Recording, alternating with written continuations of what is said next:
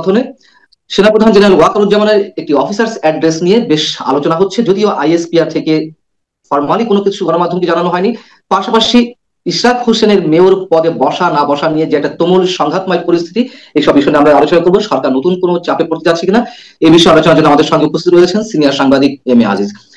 সাংবাদিক M A Aziz, আপনাকে স্বাগত জানাচ্ছি আমাদের অনুষ্ঠানে। ধন্যবাদ আপনাকে। যা কিছু গত 2 দিনে ঘটলো বা 3 দিন ধরে ঘটছে, সরকার কি নতুন ভয়ঙ্কর কোনো চাপে পড়েছে, নাকি সরকার তার যে চিন্তা ভাবনা সেভাবে এগিয়ে যাবে? আপনার কি মনে হয়?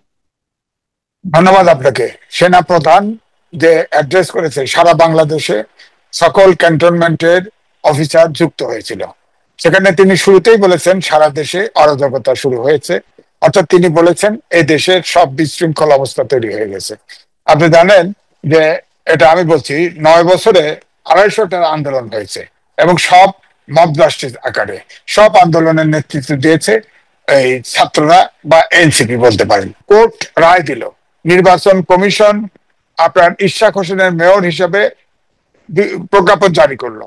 এটা এলজিআরডি উপদেষ্টা মানেন না, তিনি বললেন 10 দফা দিলেন যে 10 দফা অনিয়ম, সেখানে অনিয়ম কিছু পাওয়া যায় না। আমার কথা হচ্ছে যে কোর্টের উপরে তো, আদালতের উপরে তো কিছু নাই, উচ্চ আদালতের উপরে তো কিছু নাই, অর্থাৎ নির্বাচন কমিশন একমাত্র উচ্চ আদালতের কাছে দায়বদ্ধ। এলজিআরডি মিনিস্ট্রিকে শুধু প্রজ্ঞাপন জারিয়ে দিয়ে করেছে, কিন্তু এলজিআরডি মিনিস্ট্রিকে ওত নেওয়ার কথা, কিন্তু আপনার নির্বাচন কমিশনকে এলজিআরডি উপদেষ্টা বা এলজিআরডি মিনিস্ট্রি চ্যালেঞ্জ করার কোনো সুযোগ নাই। তার যদি আপনার রায়ে যদি অসন্তুষ্ট হয় তাহলে আদালতেই তাকে ফিরে যেতে যাওয়া উচিত ছিল। সুতরাং এদিকে এলজিআরডি উপদেষ্টা আপনার সিটি কর্পোরেশন অফিস কিন্তু দখল করে রেখেছে, এখন আবার দখল যাইতে পারছে না, কারণ ঢাকাবাসী, উত্তর দক্ষিণ সিটি ঢাকাবাসী ইশরাক হোসেনকে মেয়র হিসাবে ওত নেওয়া চায় এবং দায়িত্ব নিতে বলে। আপনার এদিকে করিডোরের ব্যাপারে আপনি দেখেন, করিডোর একটা জাতীয় ইস্যু, সেখানে আপনার করিডোর যখন দিচ্ছেন, সেনা বাহিনী হচ্ছে স্বাধীনতা সার্বভৌমত্বের প্রতীক, তারা জানে না, কিছু জানে না, অথচ আপনার জাতীয় নিরাপত্তা উপদেষ্টা বলছেন যে আর্মি, খলিলুর রহমান সাহেব, যে আর্মির সাথে বিস্তারিত আলোচনা হয়েছে। আসলে তো কোনো আলোচনা হয় নাই, কারণ আর্মি চিফ এই যে বক্তৃতা দিয়েছে সেখানে পরিষ্কার ভাবে বলেছে যে আর্মিকে, সেনাবাহিনীকে অন্ধকারে রেখে সকল জাতীয় ইস্যুকে হস্তক্ষেপ করা হচ্ছে। কিন্তু যারা বলছেন যে সেনাবাহিনী কেন সরকারের কাজে হস্তক্ষেপ করবে, তাদের এই কথা কি কোনো ভিত্তি আছে? না, দেখেন, তারা, আমি বলবো যে কিছু মাস মিডিয়া বাইরের থেকে কথা বলতেছে, ইতিমধ্যে শুরু করছে। হ্যাঁ, এখন আপনি বলেন, একটা অন্তর্বর্তীকালীন সরকার, যে সরকার 5ই আগস্টে যে গণঅভ্যুত্থান ঘটলো সেখানে সেনাবাহিনীকেও ডেকেছিল, সেনাবাহিনী যেভাবে আপনার এই গণঅভ্যুত্থানকে সমর্থন দেয় এবং শেষ পর্যন্ত 5ই আগস্টের পরিবর্তন ঘটে। এখন দেশে যে অরাজক অবস্থা, তো সেনাবাহিনী তো এই অবস্থায় চুপ থাকতে পারে না। সুতরাং সেনাবাহিনী দেশে যাতে বিশৃঙ্খল অবস্থা, একটা স্বস্তিজনক অবস্থায় ফিরে আসে, এটা তো এই দেশের জনগণ চায়। যে এই দেশে এখন যেই সরকার তো চালাতে পারছে না, আপনি দেখেন করিডোর দিচ্ছে, বন্দর দিচ্ছে, আবার দেখেন আপনার ওই বললো না এই এই নিরাপত্তা উপদেষ্টা, আপনার হাই রিপ্রেজেন্টেটিভ, তিনি বললেন না 1800 জন অলরেডি রোহিঙ্গা মায়ানমারে যাবে, ফিরে যাবে, কিন্তু ফাইনালি এখন বলে যে পরিস্থিতি সেরকম নাই। আরে ওখানে যে আরাকানে যে বৌদ্ধ আছে, বৌদ্ধরা তো রোহিঙ্গার বিরুদ্ধে, আর এখানে আর্মি অনেক করিডোর বানাবেন, ওখানে তো করিডোর বানাবেন বলতে মানবিক করিডোর। এবং এই যে আপনার এই যে নিরাপত্তা উপদেষ্টা বললো যে আসলে এটা করিডোর না, প্যাসেজ। প্যাসেজ পৃথিবীতে যত জায়গায় এই ধরনের করিডোর বা প্যাসেজ দিয়েছে সব জায়গায় সেই দেশ শেষ পর্যন্ত আর্মির দখলে চলে গেছে। সুতরাং আমরা এই করিডোর আমরা দিতে পারবো না। অন্তর্বর্তীকালীন সরকার কোন রাজনৈতিক দল, কোন স্টেক হোল্ডারের সাথে, যেমন আর্মি, আপনি যখনই করিডোর দিবেন ওখানে তো আর্মির পাহারা দিতে হবে, তা আর্মি তো জানে না কিছু, আর্মিতে তো আর্মি বলবে না।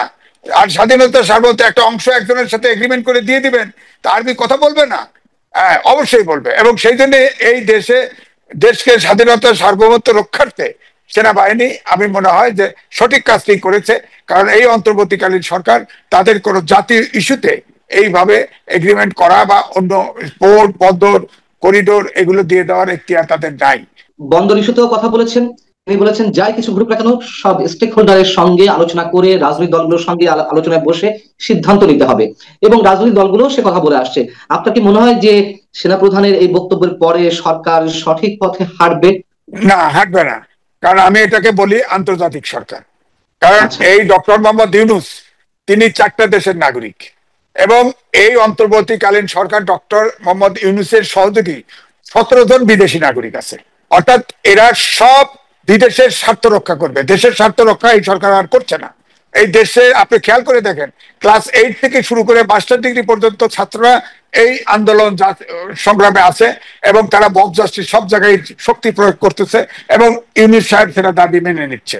এই কারণে এই ছাত্ররা দেখেন, এই জেনারেশন গ্যাপ 7টা 8টা ব্যাচ এই বিজ্ঞানের যুগে কোনো লেখাপড়ার দিকে একবারও তিনি বলেন নাই বাবারা তোমরা লেখাপড়াও করো, তোমরা সরকারও দেখভাল করো, প্রেশার গ্রুপ হিসেবে না, লেখাপড়া না, বলে উদ্যোক্তা হও, ব্যবসায়ী হইতে বলে, উদ্যোক্তা হও।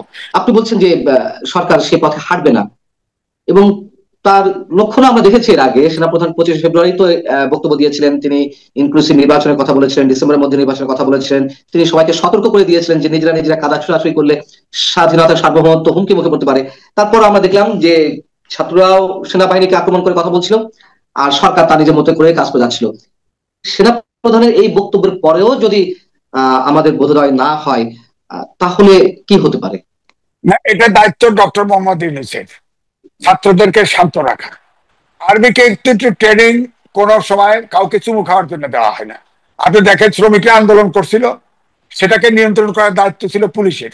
পুলিশ অসংগঠিত ছিল, তখন আর্মি নিয়োগ করছিল, আর্মি কিন্তু শ্রমিক গুলি করে মেরে ফেলছে। এখন যে এই যে বিশেষ করে পাটোয়ারি সাহেব আরো একবার ধমক দিছে যে সেনানিবাস ঘেরাও করা হবে, সেদিন আমি বলেছিলাম যান ঘেরাও করতে। আর্মির অর্থাৎ সেনাবাহিনীকে চুমু খাওয়ার জন্য ট্রেনিং দেওয়া হয় না, মানুষ হত্যা করার জন্য ট্রেনিং দেওয়া হয়। এবং আপনি এই ডিসেম্বরের ভিতরে যদি নির্বাচন না দেয়, তাহলে কিন্তু অবশ্যই এই সরকারের পতন ঘটবে, এটা আমি নিশ্চিত। কারণ তখন অবশ্যই দেখবেন যে সেনাবাহিনী নির্বাচন করিয়ে দিবে। সুতরাং এটা হুঁশিয়ার হওয়া দরকার। আমি মনে করি দেশে এই পরিস্থিতিতে সেনাবাহিনী উপযুক্ত সময়ে উপযুক্ত ব্যবস্থা দিয়েছে, এবং সরকারের হুঁশ হওয়া উচিত। এখনই দ্রুত ডিসেম্বরের ভিতরে নির্বাচন দিয়ে দিলে আমার মনে হয় দেশ জাতিকে সেট করতে পারবে, এবং গণতান্ত্রিক পথে আমরা হাঁটতে পারবো। এটা ইউনূস সাহেব এটা করছে না, কারণ হচ্ছে যে সবাই, আমার ধারণা এই অন্তর্বর্তীকালীন সরকারের একটা গ্রুপ আছে যারা আজকে বিশ্বের পরাশক্তিগুলোর স্বার্থ রক্ষার্থে এরকম একটা গোলযোগপূর্ণ অবস্থার সৃষ্টি করছে। আর ছাত্ররা তো ছাত্ররা তাদের অনেক সময় অবুঝের মতো দেখেন, প্রত্যেকটা ডক্টর মোহাম্মদ ইউনূস প্রত্যেকটা মিনিস্ট্রিতে ছাত্র বসায় দিছে। আপনার প্রত্যেকটা জায়গায় এই ছাত্র দেখেন, 52 সাল থেকে 24 সাল পর্যন্ত আপনার এই যে যত আন্দোলন, সব আন্দোলনের ছাত্ররা নেতৃত্ব দিয়েছে। কোন বলেন 24 সালে ছাত্রদের মতো এত বিতর্কিত কেউ হয়নি, যে বিতর্কিত। এবং ছাত্ররা, আমরা প্রত্যাশা করেছিলাম জাতিটা রাইট পথে পরিচালিত হবে, কিন্তু এই ছাত্ররা কিন্তু ছাত্রদের সংগঠন এনসিপি ছোট হতে থাকতেছে। আলটিমেটলি নির্বাচন পিছানোর উদ্দেশ্য হচ্ছে তারা যাতে সংগঠিত হতে পারে, কিন্তু তারা আরো ছোট হতে হতে নিজেরা দেখবেন বিলুপ্ত হয়ে যাবে। আমি আপনার কথার একটা কারেকশন আমি ঠিক দিব না, বোধহয় আপনি কথাটা অসমাপ্ত রেখেছেন। সেনাবাহিনীকে তো ট্রেনিং দেওয়া হয় শুধুমাত্র মানুষ হত্যার জন্য, মানুষের জীবন উদ্ধারের জন্য ট্রেনিং দেওয়া হয়। না, ঠিক আছে, আমি এমনটাই বলতে চাচ্ছিলাম। অর্থাৎ ক্রাইসিসে, যে কোনো ক্রাইসিসে আপনার সেনাবাহিনী আমাদের সব সময় জাতির পক্ষে দাঁড়াবে, এটি দাঁড়াবে। আমি বলছি যখন আপনি সেনানিবাস ঘেরাও করতে যাবেন, তখন কি আপনাকে চুমু খাবেন নাকি সেনাবাহিনী তখন কি করবে? আপনার সেনাবাহিনী যদি আক্রমণ করেন, তাহলে তো আপনার রক্ষা থাকবে না। এটা হিসাব করে কথা বলতে হবে। তারা তো এখন রাজনৈতিক দল করছে এনসিপি, রাজনীতিবিদের মতো বক্তব্য রাখতে হবে, কতটুকু বক্তব্য রাখতে পারে এবং কতটুকু পরিমাপ করে কথা বলতে হবে। তারা নিজেদের সরকার, ইউনূস সাহেব নিজেরা বলছে ছাত্র আমাকে নিয়োগ দিয়েছে। এখন ইলেকশন, এই নির্বাচন কমিশন নিয়োগ দিয়েছে তারা, তাদের 3 জন ছাত্র উপদেষ্টা থাকা অবস্থায় নির্বাচন কমিশন নিয়োগ দিয়েছে, এই অন্তর্বর্তীকালীন সরকারের উপদেষ্টা নিয়োগ দিয়েছে। এখন তাদের খুশি হচ্ছে, তাদের পছন্দ হয় নাই। যখন 11 তারিখে 11 মেতে যখন আওয়ামী লীগের কার্যক্রম নিষিদ্ধ করলো, তখন কিন্তু খুশি হয়েছে। এখন প্রশ্ন আসছে, এখন তো পছন্দ হয় না। এখন যখন ইচ্ছা করছেন তখন বলে যে আদালতের রায়, আপনি আদালত রাখবেন না, আইনের শাসন রাখবেন না, হ্যাঁ সুশাসন রাখবেন না, গণতন্ত্র রাখবেন না, সব কি মব জাস্টিস করে আপনি সব আদায় করে নেবেন? এইখানে এই সময় দরকার, যেহেতু মব জাস্টিস তো আমি করতে পারবো না, অবশ্যই বদমাইশি ঠেকাতে আর্মিরই দরকার।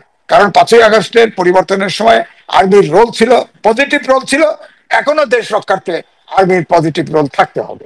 ইশরাক হোসেনের বিষয় যেটা বলছেন, আমি শুরুতে যে বিষয় দুটো উল্লেখ করছিলাম সেনাপ্রধানের বক্তব্য, ইশরাক হোসেনের যে আন্দোলন, সব মিলিয়ে আপনার কি মনে হয় সরকার চাপ অনুভব করছে না? যেহেতু আপনি বলেই দিয়েছেন যে সরকার তার পথে হাঁটবে, এবং আমাদেরও সেটি মনে হয় যে সেনাপ্রধানের 25 ফেব্রুয়ারির বক্তব্য বা তার পরবর্তীতে করিডোর নিয়ে যে আলোচনা, আমরা দেখলাম যে মঙ্গলবার রাতে 3 বাহিনী প্রধানের সঙ্গে প্রধান উপদেষ্টা বৈঠকে বসেছিলেন, যদিও বলা হচ্ছিল সরকারের পক্ষ থেকে যে আইন শৃঙ্খলা রক্ষা সংক্রান্ত কমিটির বৈঠক, আসলে সে সবকিছুই না। কিন্তু এরপরও কেন সেনাবাহিনীর পালস, জনগণের পালস সরকার বোঝার চেষ্টা করছে না? এবং আমরা বুধবারও দেখলাম যে ছাত্রদের সমন্বয়ে যে রাজনৈতিক দল জাতীয় নাগরিক কমিটির ইসি ঘেরাও, এবং সেখানেও এক ধরনের মবের সিচুয়েশন তৈরি করা হচ্ছিল, ব্যারিকেড ভেঙে মানে সরিয়ে নির্বাচন কমিশন প্রধান ফটকের সামনে গিয়ে অবস্থান করা, এসব। এই জন্য তার চিফ বলে দিচ্ছে যে আর কোন মব ভায়োলেন্স সহ্য করা হবে না, ফুল স্টপ। এটা বোঝা উচিত, বোঝা উচিত। ডক্টর মোহাম্মদ ইউনূস এই ছাত্রদেরকে আর ব্যবহার করতে পারবে না। ব্যবহার করতে হলে এই দেশে কিন্তু আমি বলতেছি রক্তক্ষয়ী সংঘর্ষ অনিবার্য। সুতরাং উনি ভালাই ভালাই নির্বাচন ডিসেম্বরে দিয়ে দিক, রোডম্যাপ ঘোষণা করে দিক, দেশে স্বস্তি ফিরে আসুক, শান্তি ফিরে আসুক, বল প্রয়োগ করে দেশে শান্তি ফিরে আনুক, এটা আমরা চাই না। কারণ 5ই আগস্টে ছাত্র জনতা জীবন দিয়েছে গণতন্ত্রের জন্য, আইনের মানবিক একটা বাংলাদেশের জন্য, আইনের শাসন সুশাসনের জন্য। আমরা সেটা ফিরে পেতে চাই।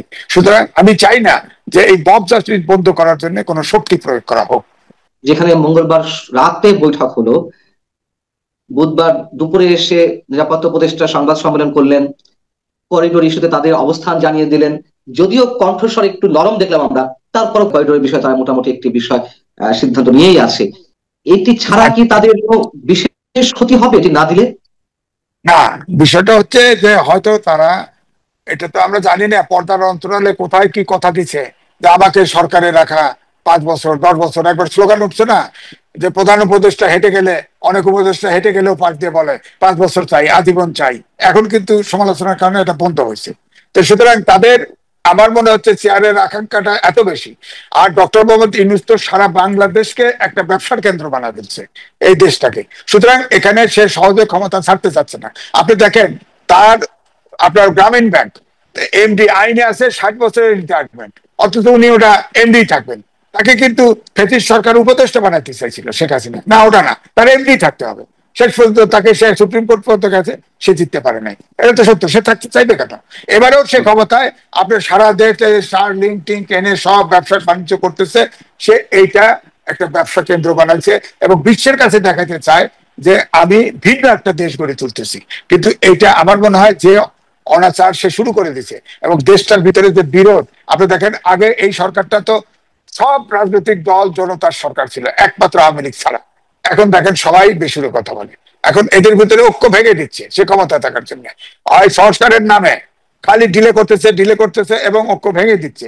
সুতরাং আমার মনে হয় যে সে ডিসেম্বরে এখন রোডম্যাপ দিয়ে নির্বাচন দিয়ে ক্ষমতা ছেড়ে দিক। আর না হলে যেভাবেই হোক না কেন এই দেশ বাঁচানোর জন্য তার উপরে শক্তি প্রয়োগ করা দরকার, এবং সেটা সেনাবাহিনী আজকে ওয়ার্নিং দিয়ে দিচ্ছে। এবং ডিসেম্বরের ভিতরে নির্বাচন না দিলে আপনারা লক্ষ্য করবেন এই দেশের চেহারা পাল্টে যাবে। এবং 3 তারিখে আপনার যে বুধবারের দিন যে 3 বাহিনীর চিফের সাথে আপনার আপনার প্রধান উপদেষ্টা দেখা করেছিল, সেখানে কিন্তু সমাধান হয় নাই, সেখানে অবশ্যই টের পাইছে। এই জন্যই কিন্তু এই যে আপনার খলিলুর রহমান সাহেবের সুর নরম হয়েছে, যে এখন ইচ্ছা করেই করিডোর দিয়ে ফেলবে চুপে চুপে, তলে তলে আরাকান আর্মির সাথে। তারা কি করছে বলেন? করিডোর দিকে আরাকান আর্মির সাথে তারা চায় নাই। আবার সামরিক জান্তা কিন্তু ঠিকই কিন্তু আপত্তি দিয়েছে, লিখিত আপত্তি দিয়েছে যে তাদেরকে এই করিডোর দেওয়া যাবে না। আরে তাদের সাথে যুদ্ধ হচ্ছে, এখানে চীন ইনভলভ, এখানে ভারত ইনভলভ, এখানে আমেরিকা ঢুকতে চাচ্ছে। আপনি মানবিক সাহায্য দিবেন, আপনি এয়ারড্রপ করে দেন, আপনি সমুদ্র পথে দেন, চীনের মাধ্যমে দেন, ভারত দিয়ে দেন, বহু জায়গা তো আছে। আপনি কেন বাংলাদেশকে পছন্দ করেন? বাংলাদেশে এমনি তো 8 কোটি রোহিঙ্গা আসছে, প্রতি মাসে আরো 6,000 করে আসতেছে, এবং এটা বাচ্চা দিয়ে 12 কোটি হয়ে গেছে। আমাদের দেশ ঘনবসতিত দেশ। এবং এছাড়া আপনি খেয়াল করে দেখেন, সেই চিটাগাং থেকে হিলট্যাক্স থেকে শুরু করে শেরপুর পর্যন্ত সব পাহাড়ি অঞ্চলে সনাতনী ধর্মের লোক সব খ্রিস্টান বানায় ফেলতেছে। এই জন্য ভবিষ্যৎ প্ল্যান আছে আপনার আরাকান, আমাদের 3 হিল ডিস্ট্রিক্ট, তিব্বত, মিজোরাম, এইসব মিলে একটা খ্রিস্টান রাষ্ট্র তৈরি করার। এখন সেই ট্র্যাপে এখানে এই অন্তর্বর্তীকালীন সরকারের মধ্যে আমেরিকান সিটিজেন বেশি, সুতরাং তারা বোধহয়, আমার মনে হয় এই পরাশক্তির এই ট্র্যাপে পড়ছে এবং তারা এই করিডোর দিচ্ছে। এবং আপনি দেখেন মিশর, সিরিয়া, আপনার ইরাকে নো ফ্লাই জোন, সব জায়গায়, যে সব জায়গায় করিডোর দিচ্ছে সব জায়গায় কিন্তু আপনি আগে আসবে। আপনি দেখেন আপনার আপনার এয়ারপোর্ট, আপনার আমাদের পোর্ট দিচ্ছে, পোর্টের পাশে জায়গা নাই, পোর্ট কি করবে? ওটা তো আধুনিক পোর্ট। আপনি নিতে করেন বিদেশে, হ্যাঁ পোর্ট দিবেন, কিন্তু আপনি কোন স্টেক হোল্ডারের সাথে কথা বলবেন না। অন্তর্বর্তীকালীন সরকার আপনার কিন্তু জাতীয় ইস্যুতে আপনি সিদ্ধান্ত নেবেন কি করে? আপনি বলেন যে আপনি এক্সিকিউটিভ দায়িত্ব, ডে টু ডে অ্যাফেয়ার্স চালাবেন। আপনি দেখেন প্রেস সেক্রেটারি, আপনি দেখেন কিভাবে এসে, মানে দেশের মালিক, আপনি তার মুখে কোনোদিন হাসি দেখেছেন?